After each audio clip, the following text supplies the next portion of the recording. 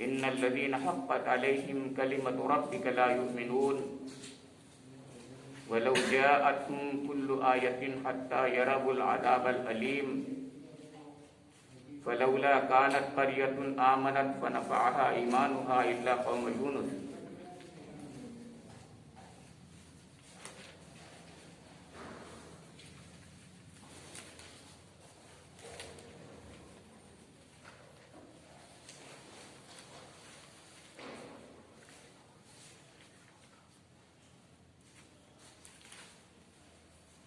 لما آمنوا كشفنا عنهم عذاب الخزي في الحياة الدنيا ومتعناهم إلى حين صدق اللہ مولانا العظیم۔ محترم بزرگوں، عزیز ساتھیوں، پیارے بچوں، یہ سورہ یونس کے 10ویں رکوع کی 6 آیات میں نے آپ کے سامنے تلاوت کی ہیں، جو 93 تا 98 آیات پر مشتمل ہے۔ ان آیات کریمہ کا ترجمہ مولانا مودودی علیہ الرحمہ نے ایسے کیا ہے: ہم نے بنی اسرائیل کو بہت اچھا ٹھکانہ دیا اور نہایت عمدہ وسائل زندگی انہیں عطا کیے، پھر انہوں نے باہم اختلاف نہیں کیا، مگر اس وقت جب علم ان کے پاس آ چکا تھا۔ یقیناً تیرا رب قیامت کے روز ان کے درمیان اس چیز کا فیصلہ کر دے گا جس میں وہ اختلاف کرتے رہے ہیں۔ اب اگر تجھے اس ہدایت کی طرف سے کچھ بھی شک ہو جو ہم نے تجھ پر نازل کی ہے تو ان لوگوں سے پوچھ لے جو پہلے سے کتاب پڑھ رہے ہیں۔ فی الواقع یہ تیرے پاس حق ہی آیا ہے تیرے رب کی طرف سے، لہذا تو شک کرنے والوں میں سے نہ ہو اور ان لوگوں میں نہ شامل ہو جنہوں نے اللہ کی آیات کو جھٹلایا ہے، ورنہ تو نقصان اٹھانے والوں میں ہوگا۔ حقیقت یہ ہے کہ جن لوگوں پر تیرے رب کا قول راست آ گیا ہے، ان کے سامنے خواہ کوئی نشانی آ جائے وہ کبھی ایمان لا کر نہیں دیتے جب تک کہ دردناک عذاب سامنے آتا نہ دیکھ لیں۔ پھر کیا ایسی کوئی مثال ہے کہ ایک بستی عذاب دیکھ کر ایمان لائی ہو اور اس کا ایمان اس کے لیے نفع بخش ثابت ہوا ہو؟ یونس کی قوم کے سوا اس کی کوئی نظیر نہیں۔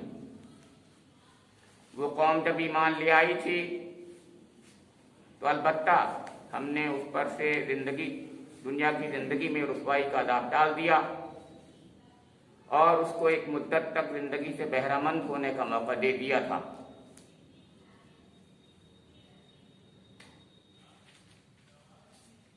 یہ سورہ یونس کی جو آیات ہیں آپ کے سامنے جن کی تلاوت کی گئی ہے، اس میں ابتدائی 4 آیتیں تو وہ ہیں جن کا تعلق گزشتہ مضمون سے ہے، جو اب تک ہم سنتے رہے، اور 2 آیات کا تعلق آخری سمری سے ہے، جو آج اس سورہ کی سمری شروع ہونے والی ہے، ایبسٹریکٹ شروع ہونے والا ہے، خلاصہ شروع ہونے والا ہے، آخری حصہ شروع ہونے والا ہے۔ آخری حصہ جیسے کہ پہلے میں نے کئی بار بتایا آپ کو کہ اس میں پوری سورہ کی سمری ہوتی ہے، خلاصہ ہوتا ہے۔ لیکن اس سے پہلے جو قصہ چل رہا تھا آپ کو یاد ہوگا، گزشتہ جمعے کو آپ کے سامنے حضرت موسیٰ علیہ السلام کا قصہ اور فرعون کا قصہ بہت تفصیل سے، اور اس کا اختتام کس انداز سے اختتام ہوا ہے اس کو آپ نے سنا تھا۔ اور دیکھیے گا دونوں میں ایک خاص ربط ہے، پھر یعنی خلاصے میں اور اس قصے میں جو حضرت موسیٰ علیہ السلام اور فرعون کے تعلق سے تھا، ان میں ایک ربط ہے، ایک لاجیکل ایک لنک ہے. وہ لنک آپ کے سامنے ابھی آ جائے گا کہ کیا لنک ہے. وہ لنک یہ ہے کہ آپ کو یاد ہوگا کہ جب موسیٰ علیہ السلام نے یہ دعا کر لیا ہے اللہ کہ بس اب یہ آزادی کو دیکھیں گے تبھی ایمان لائیں گے، اب ایمان نہیں لائیں گے. خاص طور سے مطلب فرعون اور ملائے فرعون، اس کے ساتھی، وہ ساتھی جو درباری، وہ جو کہ فیصلہ کرتے تھے، ان کو ملا کہتے ہیں. جیسے آج منسٹر ہوتے ہیں وہ ملا ہوتے ہیں، وہ انہیں کی ہاں میں ہاں ملاتے ہیں، وہ اسی کی پالیسی کو آگے بڑھاتے ہیں جو بڑا والا بیٹھا ہوتا ہے فرعون. تو ہوا یہ آپ کو معلوم ہے کہ پہلے اس نے پرمیشن دے دی. گزشتہ جمعے کو آپ کے سامنے بات آ گئی. میں نے عرض کیا تھا، آپ کو یاد ہوگا بعد میں، کہ حضرت موسیٰ علیہ السلام ابتدا ہی سے اپنی قوم کے لیے کہ جو ایمان لے آئی تھی ان پر، ان کے لیے یہ چاہتے تھے کہ وہ عبادت کریں جیسے کہ حضرت موسیٰ علیہ السلام چاہتے تھے، اور وہ اس عبادت کو انجام دیں جس عبادت کو خاص طور سے اللہ تعالیٰ نے بنی اسرائیل کے لیے فرض قرار دیا. ہمارے یہاں وہ فرض نہیں ہے، واجب ہے، مگر یاد رکھیے قربانی. اس قربانی کے لیے فارسل معنا بنی اسرائیل، وہ کہتے تھے کہ ہمیں بنی اسرائیل کے ساتھ بھیج دو. یہ بار بار قرآن ہے، فارسل معی بنی اسرائیل، مجھے میرے ساتھ بنی اسرائیل کو بھیج دو. یہ ہر بار آتا ہے، آپ نے پڑھا ہوگا قرآن. کیوں بھیج دو؟ یہ بات سمجھ میں نہیں آتی لوگوں کے، کیوں بھیج دو، کہاں بھیج دو؟ بات یہ تھی، میں نے گزشتہ جمعے کو بتائی تھی، ہم نے بعد میں رکھی تھی بات. وہ یہ تھی کہ مصر میں جنہیں کتنے خداؤں کی پرستش ہوتی تھی، فرعون کی بھی ہوتی تھی، بہت سے خداؤں کی پرستش ہوتی تھی، ان میں سے گائے کی پرستش بھی ہوتی تھی. جیسے کہ ہندوستان میں اتنی نہیں ہوتی جتنی وہاں ہوتی تھی. وہاں باقاعدہ ایک بل کا ایک بہت بڑا بت تھا، اس پر قربانیاں باقاعدہ دی جاتی تھی. بل میل کاؤ ہوتی ہے، آپ جانتے ہیں. سانڈ، تو سانڈ کے ساتھ میں اور گائے کی بھی قربانی ہوتی تھی. اللہ رب کریم نے شرک کو خاص طور سے دنیا میں قلوب سے نکالنے کے لیے، آپ کو یاد ہوگا سورہ بقرہ میں ذکر کیا ہے، فَأَذْبَحُوا بَقَرَةً، بہت دل کھل کر کہا ہے بقرہ کو ذبح کرو. اسی چیز کو بنی اسرائیل میں، یعنی جیسے قرآن نے ہمیں بتایا کہ ان سے کہا تھا، اس چیز کو خاص طور سے موسیٰ علیہ السلام نے ان سے کہا تھا کہ ہم یعنی اسی گائے کی قربانی دینے کے لیے باہر جائیں گے، ہمیں جانے دیا جائے. وہ یہ کہتا تھا، نہیں وہ یہ نہیں بتاتے تھے کہ ہم کیا کریں گے. تو بات اس لیے میں نے کھول دی پہلے، اب میں عرض کر دوں. وہ کہتے تھے کہ میرے ساتھ بنی اسرائیل کو چھوڑ دو. تو وہ کہتے تھے کیوں چھوڑ دیں؟ تو کہتے تھے تم نہیں سمجھو گے. ایسے ہی کہا جاتا، آپ بھی جانتے ہیں، آج کی بات، آج بھی گول مول انداز بات کی جاتی ہے نا ایسے وقت میں کہ بھائی آپ نہیں سمجھیں گے، ہم اپنی عبادت کریں گے. وہ نہیں مانتا تھا. آخر کار جب اتنی 9 نشانیاں دکھا دی، آپ کو یاد ہوگا، وہ نہیں مانا. اس کے بعد آخر میں وہ گھبرا گیا. گھبرانے کے بعد اس نے کہا آخر کیا چاہتا ہے تو موسیٰ؟ اس نے کہا فرعون نے. تو انہوں نے بتایا کہ میں تم سے کہہ رہا ہوں کہ ہماری ایک بہت بنیادی عبادت ہے، اس عبادت کو کرنے دو، اور اس میں ہم مجتمع ہو کر، جمع ہو کر، سب مل کر کے وہ عبادت کریں گے. تو آخر کار اس نے پوچھ لیا کہ آخر وہ کیا ہے، کیونکہ وہ خاصا پریشان ہو چکا تھا 9 نشانیاں دیکھنے کے بعد. طوفان اور میںڈک اور خون اور کیا کیا آپ کو پتا ہے، بڑے بڑے عذاب آئے تھے. تو انہوں نے کہا ہم گائے کی قربانی دیں گے، اور باہر جا کے اس لیے دیں گے کہ آپ کی قوم اس کو برداشت نہیں کر سکتی. وہ تو خود پوچھتی ہے. لہذا ہم بھی نہیں چاہتے کہ آپس میں کلیش ہو، لہذا ہم چاہتے ہیں ہم باہر چلا کے اپنی عبادت کر لیں گے. تو اس کو جب یہ معلوم ہوا کہ یہ بات ہے، تو اس نے کہا ٹھیک ہے چلے جاؤ. یہ ہے وہ بات جو سمجھ میں نہیں آتی ہے قرآن میں کہیں بھی کسی نے، بلکہ یہاں تک مفسرین نے بھی زیادہ نہیں لکھا اس کو. لیکن میں نے بھی بات اپنی طرف سے نہیں کہی، یہ بتا دیں آپ، میں نے بھی پڑھائی ہے. اس کا مطلب یہ ہے کہ ہے لکھی ہوئی کئی بات. بہت اہم بات یاد رکھیے، قرآن کے بارے میں اپنی طرف سے کوئی نہیں کہہ سکتا، کوئی بھی کسی کو حق ہی نہیں کہنے کا. کہیں نہ کہیں تفسیر میں ہونا چاہیے. میں نے تفسیر میں پڑھا ہے اور واضح پڑھا ہے، بالکل ایسی کوئی بات نہیں ہے. آپ حمید الدین فرائی رحمۃ اللہ علیہ کبھی پڑھ لیجیے، اس میں یہی ہے، بالکل ایگزیکٹلی یہی، بالکل. مولانا امین حسین اسرائیل صاحب نے باقاعدہ کہا ہے، میں نے نہیں کہا. تو بہرحال بات سمجھ میں آ رہی ہے ہمارے لیے. اور یہ بات مولانا مودودی علیہ الرحمہ نے بھی لکھی ہے، اور بہت سے لوگوں نے، بہت سے مفسرین نے لکھی ہے کہ وہاں گائے کی پوجا ہوتی ہے. سورہ بقرہ میں جا پڑھیے گا پتہ چل جائے. تو بات یہ تھی کہ جب اس کو معلوم ہوا کہ ارے موسیٰ علیہ السلام یہ کہہ رہے ہیں، تو بھائی ہمیں بھی ٹھیک ہے، بہتر ہے، ان کو جانے دو، سب لوگوں کو جانے. تو جانے دیا. لیکن اس درمیان میں ایک وہاں پر کوئی جسے کہتے ہیں شیطان جسے بیٹھا ہوتا ہے، شیطان نے پھر بھی ان کو ورغلا دیا. اور شیطان نے ورغلایا یہ کہ ارے یہ تو سب چلے جائیں گے اب بنی اسرائیل یہاں سے، تو ہماری بیگاری کون کرے گا؟ بیگاری، یہ تو بیگاری کرتے تھے نا، وہ کون کرے گا؟ ہماری غلامی کون کرے گا؟ یہ نہیں آئیں گے واپس اب. تو وہ پیچھے سے لشکر اس لیے گیا تھا، پیچھے سے لشکر اس لیے ہی گیا تھا. یہ بتاتے ہیں لوگ اس کے پیچھے ایک دم اچانک کیوں اس کا دماغ کیوں پلٹ گیا، سمجھ میں نہیں آتی. ادروائز لاجک سمجھ میں نہیں آتی. لاجک یہ تھی کہ وہاں کے درباریوں نے ورغلایا کہ یہ واپس نہیں آئیں گے. اب اللہ جانے واپس آتے کہ نہیں آتے، اس پر ہم بھی خاموش ہیں. ہم بھی کیوں بولیں گے، ہمیں کیا. بہرحال کیونکہ انہوں نے تو یہ کہا میرے ساتھ لے جانے دو، اس کا مطلب یہ ہے وہ بھی کب کہہ رہے تھے کہ میں واپس لاؤں گا. یہ بات بھی صحیح تھی، وہ بات غلط نہیں تھی. خیر، تو آپ کو یاد ہوگا کہ جب وہ فرعون دوبارہ سے اجازت دینے کے باوجود اس نے پھر جب اس کے بعد اپنے دغائی ہوئی، تو پھر اللہ کو یہ بات برداشت اجازت دے دی. بھائی اس کے بعد کیوں کر رہے ہیں؟ ایک تو ظلم کرتا رہا، پر ظلم پر ظلم حد کر دی تو نے. اس کے بعد پھر وہ جو ہے وہاں لشکر پہنچ گیا، سمندر سامنے آ گیا. تو پھر وہ ہونے لگا. تو اس نے یہ کہا کہ میں بنی اسرائیل کے خدا پر ایمان لے آیا. اس وقت یہ کہا گیا کہ اب ایمان لایا، اب کیا ہوتا ہے؟ تو وہ ایک اللہ تعالیٰ نے اپنی سنت بیان کی کہ جب عذاب کو دیکھ لے گا.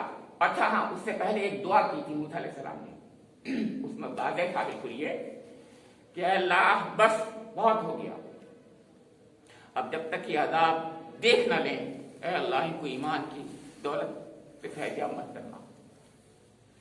حد ہو جاتی ہے تو ایک نبی دعا کرتا ہے، حالانکہ نبی ایسی دعا کبھی نہیں کرتا. وہ تو روتا ہے بندوں کے لیے، ہدایت کے لیے روتا ہے.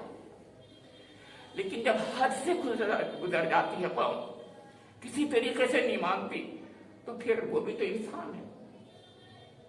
بلکہ بات اس پر یہ کہی ہے مفسرین نے کہ نہیں، یہ اللہ کی مشیت ہوتی ہے اور اللہ کی طرف سے ہوتا ہے کہ دعا بھی تم یہ مانگو. اب یہ نہیں ہوتا صرف کہ مطلب وہ دعا مانگ لیتا ہے، وہ اپنی جگہ درست بظاہر یہی ہوتا ہے کہ وہ دعا مانگتا ہے. نوح علیہ السلام دعا مانگی، اس کا ذکر آیا تھا پچھلی بار.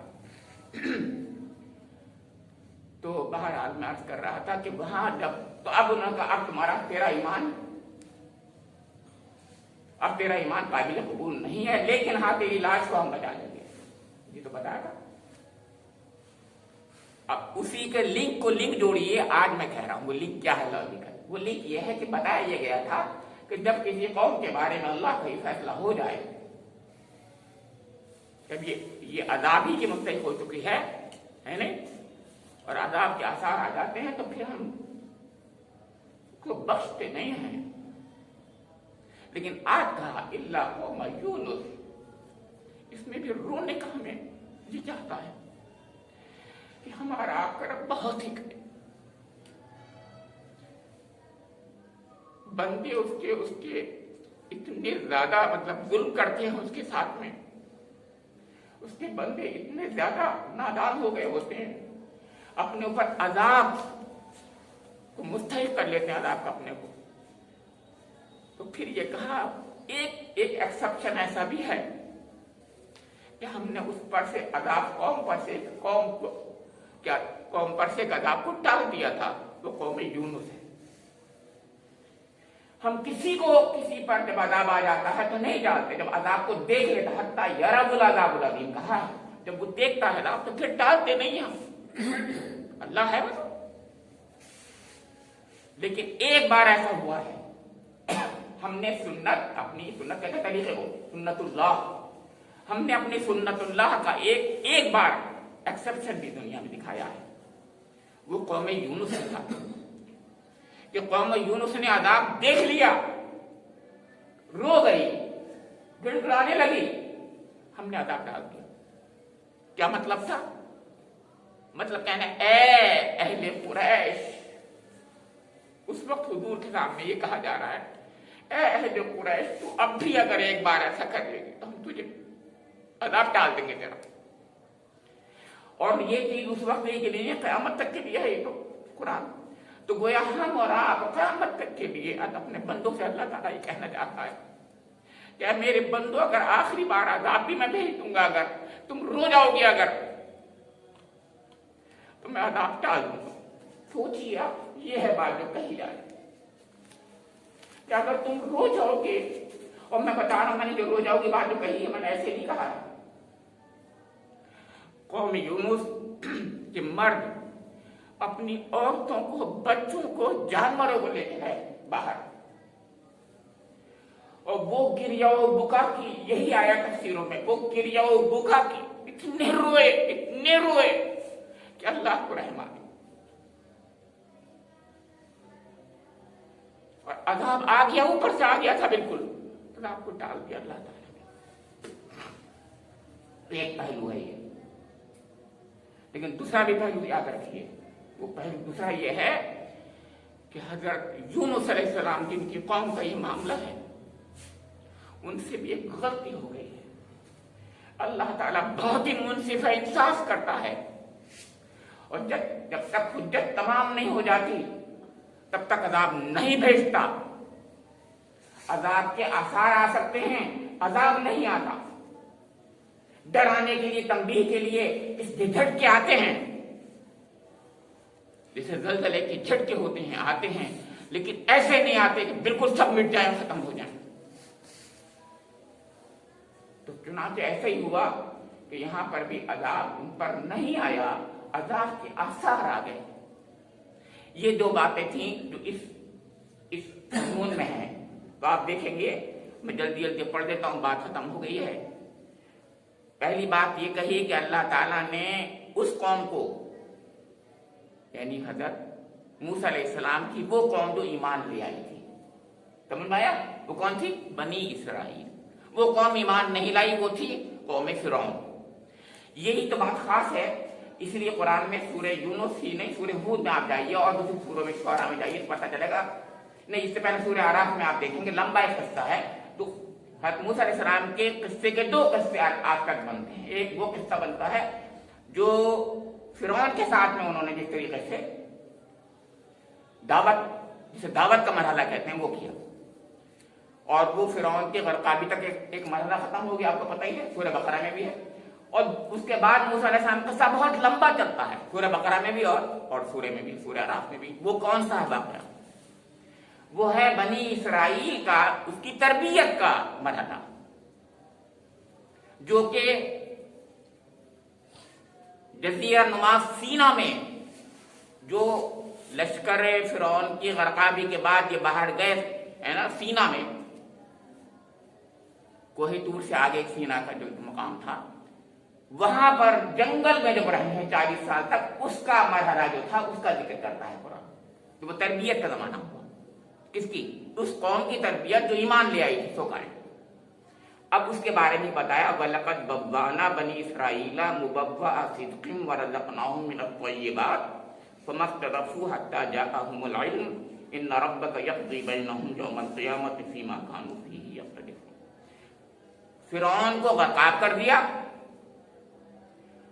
بنی اسرائیل جو موسیٰ علیہ السلام پر ایمان لائی تھی، یعنی ایماندار لوگوں کو، صاحب ایمان لوگوں کو کیا کیا؟ دنیا میں نواز دیا. جو ایمان نہیں لایا اس کو غرقاب کر دیا, اس کو عبرت ناک سزا دی. ایسی عبرت قیامت تک کے لوگ دیکھیں کہ تیری لاش دیکھیے ہے. اور جو ایمان لے آئی تھی مبوّع صدق ورزقناہم من الطیبات, دنیا میں اس کے لیے نعمتوں کے خزانے کھول دیے. یہ ایسا اللہ کرتا ہے, یہ بتایا ہے. مطلب ایسا نہیں ہے کہ مومنوں کو دنیا میں جو ہے وہ جھیلنا پڑتا ہے, وہ پریشان رہتا ہے, ایسا نہیں ہوتا. قرآن یہ کہتا ہے کہ جب تم ایمان لاؤ گے دنیا میں تمہارے لیے رزق کے دہانے کھول دوں گا. آسمان سے بارش خوب ہوگی, زمین سے خزانے اگلے گی زمین. یہ قرآن میں آتا ہے. یہ نوح علیہ السلام نے ویسے کہا. آپ سورہ نوح پڑھیے, آپ کو یاد آئے. یہ تم بس مانگ لو اس سے, تم خاص طور سے استغفار کرو. تو یہ کہا کہ جب تم استغفار کرو گے تمہارے لیے دہانے کھول دے گا. تو یہی کیا اس نے ان کے ساتھ میں. اتنے سال کیا, اتنی زمانے کیا, اس میں ہزاروں سال گزرے. حضرت موسیٰ علیہ السلام کے بعد 1000 سال کا تقریباً زمانہ ہے. سمجھنا کہ اس وقت تمام پوری بنی اسرائیل کو بہت نوازا. اور جب وہ زیادہ گڑبڑ کیا انہوں نے, پھر ان کو پر عذاب کا کوڑا آیا, پھر نواز دیا, پھر عذاب کا کوڑا آیا. اس سورہ بنی اسرائیل پڑھی, آپ کو اندازہ ہوگا کہ 2 بار تم ایسا کرو گے. تو یہ قوم, اس کا ذکر فرمایا کہ ہم نے بنی اسرائیل کو نوازا. کیوں نوازا؟ اس بنا پر کہ وہ حقیقت میں ایمان لے آئے. ایمان کے ساتھ دنیا کی نوازش بھی ہوتی ہے, وہاں تو ہوگی, ضرور ہوگی, وہاں وہ تو ہے ہی. اس دنیا میں بھی نوازتا.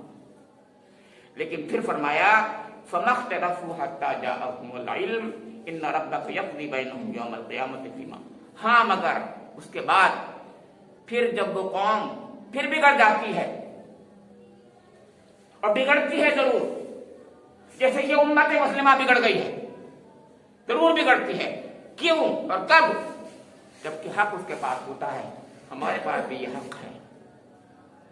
یہ قرآن پاک حق ہے ہمارے سامنے, اس کے باوجود یہ امت بگڑ گئی ہے اور بگڑ رہی ہے.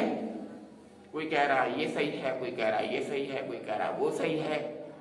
کوئی فلاں مسلک کو بتاتا ہے, کوئی فلاں مسلک کو بتاتا ہے. کوئی کم ہی لوگ ہیں جو یہ کہتے ہیں وہ بھی اللہ کا شکر ہے, کرم ہے, احسان ہے, کہ جو کہتے ہیں کہ یہ ہے کسوٹی. کسوٹی تو یہ ہے.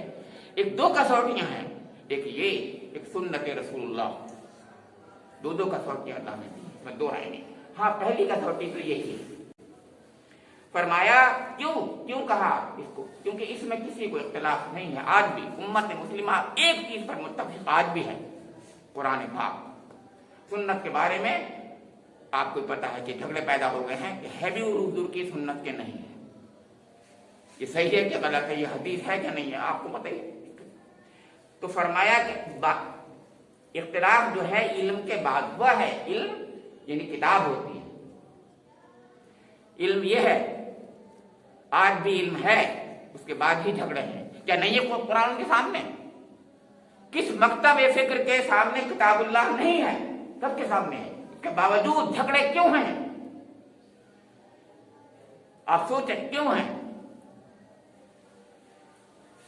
اب اس پر تو جواب قرآن پاک نے بہت بار دیا ہے, مگر یہاں پر فرمایا کہ ان ربک یقضی بینہم یوم القیامت فیما کانوا فیہ یختلفون. ان جھگڑوں کو اس دنیا میں اللہ نہیں نپٹائے گا, بلکہ قیامت کے روز ان جھگڑوں کو نپٹائے گا. حقیقت ہے, آج بھی بات یہی ہے. اس کے لیے ہماری امت کے لیے بھی یہی بات, بالکل یہی بات ہے. اس دنیا میں فیصلہ نہیں ہوگا کون حق پر ہے کون نہ حق پر ہے. ہاں بے شک کتاب ہے, معلوم کرنے والوں کو معلوم ہو جائے گا, لیکن جب آپ کہیں درمیان میں 2 لوگوں کے درمیان فیصلہ کرائیں گے, کہیں گا نہیں جی ہمارے یہاں تو یہ صحیح ہے, وہ نہیں مانے گا. تو کہاں پر ہوگا فیصلہ بھائیو؟ قیامت کے ہوگا. اب اس کے بعد میں جنہوں نے بات نہیں مانی اور آج بھی نہیں مانتے ہیں, تو قرآن پاک کا یہ اسلوب ہے, ان سے روگردانی کرتا ہے, ان سے چشم پوشی کرتا ہے, ان سے اعراض کرتا ہے, उनकी तरफ नहीं देखता, उनसे बात नहीं करता। किससे बात करता है? अपनों से करता है। और सबसे बड़ा अपना कौन था? अल्लाह ताला का हुजूर। हुजूर नबी अकरम से खिताब करके कहा जा रहा है कि फ़इन कुन्त फ़ी शक्किन मिम्मा अंज़लना इलैका फ़स्अलिल लज़ीना यक़रऊनल किताब मिन क़ब्लिक। क्या हुजूर नबी अकरम को कभी शक हो सकता था? कभी नहीं। लेकिन क्यों कहा ऐसा? क्योंकि वो लोग जो शक कर रहे थे वो इस काबिल नहीं थे कि उनकी तरफ तवज्जो की जाती, उनसे बात भी की जाती। अपने हबीब से, अपने रसूल से कहा, ए नबी अकरम, आपको अगर शक है इसमें, इसलिए कहा, ये उसलूब है कुरान का।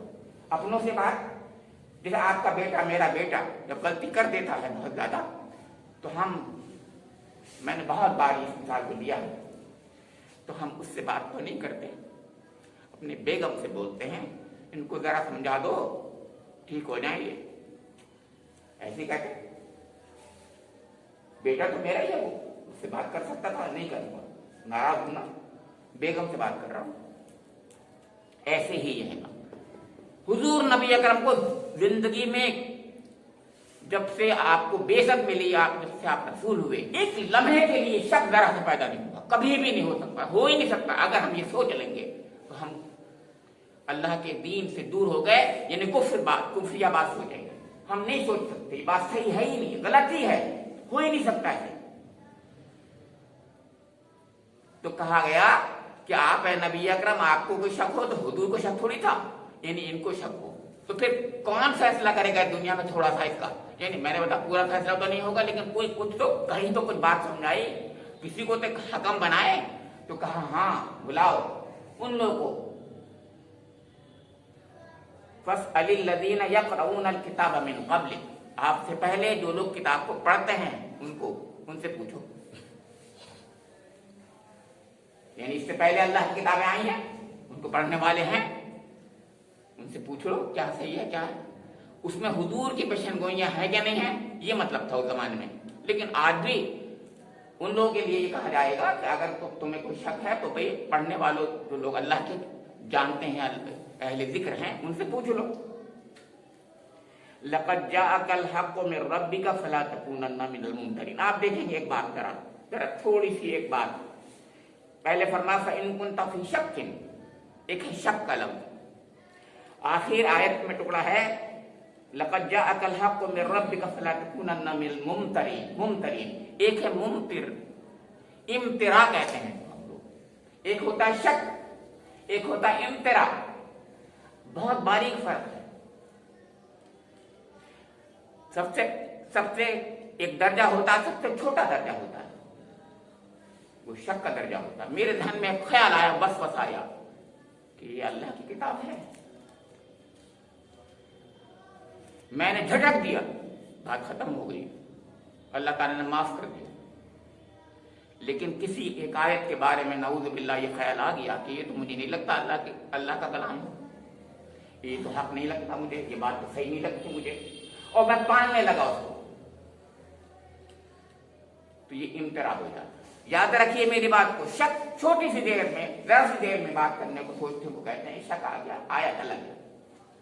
मैंने पाल लिया और मैं ध्यान में सोचने लगा उसको, और मैंने मान लिया कि ऐसा ही है, नहीं है साहब। ये किसी मैं नाम नहीं लूंगा, यूनिवर्सिटी के एक बार चांसलर भी रहे हैं वो, उनके बारे में उन्होंने ये आता है, लोग कहते हैं कि एक आयत के बारे में उन्होंने कहा ये तो अल्लाह कलाम नहीं हो सकता। हालांकि मुझसे किसी ने बताया कि नहीं, वो उनका व्यू नहीं था। मैं नाम भी बता देता हूँ, अब्दुल अलीम था, अरबिक के थे, कुरान पढ़ते, उन्होंने बोली पीएचडी की, हमारे वाइस चांसलर रहे, साबिक वाइस चांसलर।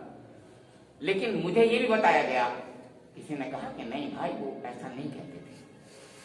दोनों बातें सुनी मैंने, इसलिए मैंने कहा कि जब तक कि तहकीक न हो नहीं कहना चाहिए। मैंने बात बता दिया, कुछ लोग कहते हैं कि हाँ ऐसे बात सही है, कुछ लोग कहते हैं नहीं ये बात गलत है, मगर आपको तो पता है खैर, कोई जो कुछ भी बिठाए। हाँ, तो ये इम्तिरा है कि अब बाद में उन्होंने कहा कि नहीं ये तो हो ही नहीं सकता। उसके बाद एक मरहला और आता है, वो मरहला तकज़ीब का होता है कि आदमी झुटलाने लगता है, और जब ये मरहला आ जाता है तो अल्लाह ताला मोहर लगा देता है। समझ में आ रही बात मेरे आपके? पहला शक माफ कर दिया अल्लाह ने, अरे कुछ नहीं, शक इम्तरा हुआ तो भी माफ कर दिया अल्लाह ने, कोई बात नहीं, चलो ठीक है, तौबा कर लेगा, तौबा कर ले।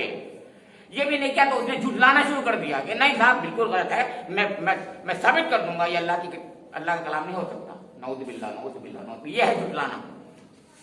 फिर अल्लाह ताला कहता अच्छा ठीक है, अब हम तुम्हारे कल्ब पर मोहर लगा देते हैं, फिर हक उसके अंदर नहीं पैबस्त होता, नहीं उसको अगली आयत में फरमाया है वला तकूनन्ना मिनल लज़ीना कज़्ज़बू बिआयातिल्लाहि फतकूना मिनल खासिरीन। खासिरीन कब होता है इंसान, खसारे में कब जाता है वो, जबकि वो झुटलाने लगता है।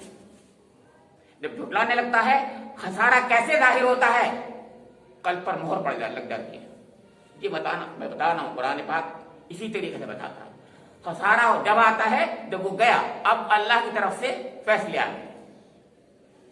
फिर फरमाया अल्लाह ताला ने कि इन्नल लज़ीना हक़्क़त अलैहिम कलिमतु रब्बिका ला युमिनून। जब हमने उन पर मोहर लगा दी तो कौन है जो उनको हिदायत दे दे? इन्नल लज़ीना हक़्क़त अलैहिम कलिमतु रब्बिका ला युमिनून, उनके लिए हमारा यह कौल साबित हो गया है अब कि ईमान नहीं लाएंगे ये। क्यों? कि मोहर लग गई। लेकिन ये बात हुई वैसे का हमारा फैसला हो गया। एक दूसरी बात भी है, इब्लीस के मामले में आपको याद होगा अल्लाह जहन्नम, मैं तुझको तेरे उन तमाम साथियों को जहन्नम में भर दूंगा जो तेरे साथी हैं।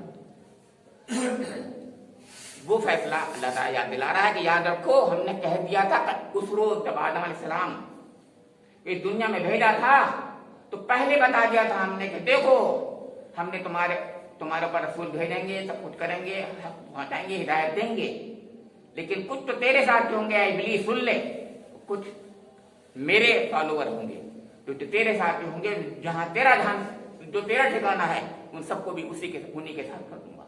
लाअम्लअन्ना जहन्नम मिनकुम अजमाइन, सबको मैं जहन्नम में डाल दूंगा। इसी की तरफ इशारा है। अब यहां पर क्योंकि बात यही आई थी कि जब ये मोहर लग जाती है तो फिर ईमान नहीं ला सकता आदमी, तो उसके साथ में उसी की लिंक है ये आयत कि वलौ जातुम कुल्लु आयतिन हत्ता यरहुल अज़ाबल अलीम। अब कुछ भी आयत, कोई भी आयत देख लें, ये कोई भी निशानी देख लें, है ना, ये ईमान नहीं लाएंगे हत्ता यरहुल अज़ाबल अलीम, यहां तक के उस दर्दनाक अजाब को देख लें। और जब दर्दनाक अजाब को देख लेंगे तो बिल्कुल फिरौन की तरह ये कहेंगे फामनत बनु इसराइल, बनी इसराइल जिस पर ईमान लाए मैं भी मान लिया। तो ये झूठा ईमान, ये मतलब है, यानी ये बचने के लिए होगा, तो डूब रहा है ना तो बचने के लिए होगा। हम दिल की गहराइयों से ईमान नहीं होगा, झूठा ईमान होगा। मगर वो जो बात मैंने शुरू में कही थी, अब याद रखिए, अब यहां फिर आ जाइए, फलौला कानत करियतुन आमनत फनफअहा ईमानुहा इल्ला कौम यूनुस। सिर्फ एक बार ऐसा किया है मैंने कि मैंने इस पर एक्सेप्शन डाला हुआ है, एक इस्तिस्ना है, वो कौम यूनुस के साथ है। यह बात कही, उस पर मैंने आपके सामने कहा था कि अल्लाह बहुत करीम है। हालांकि उसने फैसला कर लिया होता है कि इसको तो आजाद ही देना है, लेकिन उस वक्त वो अगर वो आंसुओं से और रोकर गिरा कर अल्लाह के हुजूर तौबा और जारी कर ले तो तब भी बचा देता है अल्लाह ताला। कितनी प्यारी बात है, सोचिए आप, कितना प्यारा है मेरा और आपका रब। तो उस वक्त भी हालांकि उसने फैसला कर लिया होता है कि नहीं अब इस काबिल नहीं है ये। शायद आपको भी याद होगा, हम भी जानते हैं, हम भी शायद अपने औलाद के बारे में ऐसे ही होते हैं। हमने बहुत बार फैसला कर लिया होता है अब नहीं होगा, अब तो मैं पिटाई करूंगा, मैं इसको ये करूंगा, मैं उसको वो करूंगा, या माँ भी कह देती है हम मैं ऐसा करूंगी अब, लेकिन जब वो उसकी गोद में जाकर पड़ जाता है, बच्चा छोटा माँ की गोद में जाकर पड़ जाता है, दिल पिघल जाता है माँ का। अल्लाह ताला को 70 गुना ज्यादा अपने बंदों से, माओ से भी ज्यादा मोहब्बत करता है, वदूद है वो। तो यही बात इसमें फरमाई है, फरमाया लम्मा आमनु कशफना अन्हुम अज़ाबल खिज़्य फिल हयातिद दुनिया व मत्तानाहुम इला हिन। यहीं पर आखिरी बात मैंने खत्म की है, 98वीं आयत है, यहीं मैं खत्म कर रहा हूँ। فرمایا کہ صرف ان کے لیے نفع بخش ثابت ہوا ایمان لانا. جو قوم یونس تھے وہ قوم جب ایمان لے آئی تو ہم نے اس پر دنیا کی زندگی میں رسوائی کے عذاب کو ٹال دیا اور ایک مدت تک زندگی سے بہرہ مند ہونا. اب یہاں پر ایک بات اور رہ گئی آخری، یعنی ایک اور اس کو اٹمپٹ دے دیا. ہم سب کو صرف ایک اٹمپٹ ملا ہوا. ایک غلطی کب کر دی معلوم آپ کو؟ میرا ابا اور آپ کے ابا نے کری تھی، وہ حضرت آدم نے وہاں پر کی تھی. اس کے بعد ہم سپلیمنٹری دے رہے ہیں اور اس کے بعد نہیں، کوئی اور سپلیمنٹری نہیں ہے سیکنڈ. لیکن قوم یونس کے ساتھ 2 سپلیمنٹریز ہیں. یہ کہنا چاہ رہا ہوں میں آپ سے. ایک بات تو میری اور آپ کی جو سب ہے سپلیمنٹری کا، اس کے اندر حساب کتاب ہونا ہے اب اگلا، ہے کہ نہیں؟ اور کوئی اور سپلیمنٹری نہیں ہے ہمارے لیے، بس ختم، زندگی ایک ہی ہے. لیکن ان کے ساتھ ایسا ہوا ہے قوم یونس کے ساتھ میں کہ 2 بار ان کو 2 اٹمپٹ دے دیے اللہ تعالیٰ. کیوں؟ میں نے بتایا روئے تھے وہ، ایسے تضرع، ایسی آبوداری انہوں نے کی تھی کہ اللہ تعالیٰ یہ ہے، وہ رب کریم ہے، اس نے ان کو مگر یہ کہا کہ دیکھو ایک بار ان کو اور موقع دیا. یہی لفظ ہے کہ کشفنا عنہم عذاب الخزی فی الحیات الدنیا ومتعناہم الی حین. ایک مہلت دے دی اور ان کو ہم نے. تو اللہ تعالیٰ سے میری اور آپ کی دعا ہے اور ہم سب آپ کی دعا کریں کہ میرا رب اور آپ کا رب بہت قریب ہے. ہم نے کتنے ہی گناہ کر لیے ہوں، ہم اس کے آگے گر رہے اگر اور آنسوؤں کا نذرانہ پیش کر دیں تو میرا اور آپ کا رب جو ہے آج بھی اپنی جسے کہتے ہیں اس میں لینے کے لیے، گود میں لینے کے لیے، اپنی آغوش رحمت، آغوش کو گود کو ہی کہتے ہیں نا، آغوش رحمت میں لینے کے لیے وہ منتظر ہے میرا آپ کا. کاش مجھے اور آپ کو اللہ تعالیٰ اس کی توفیق دے دے. ربنا تقبل منا انک انت السمیع العلیم تب علینا انک انت التواب الرحیم. سبحان ربک رب العزة عما یصفون وسلام علی المرسلین.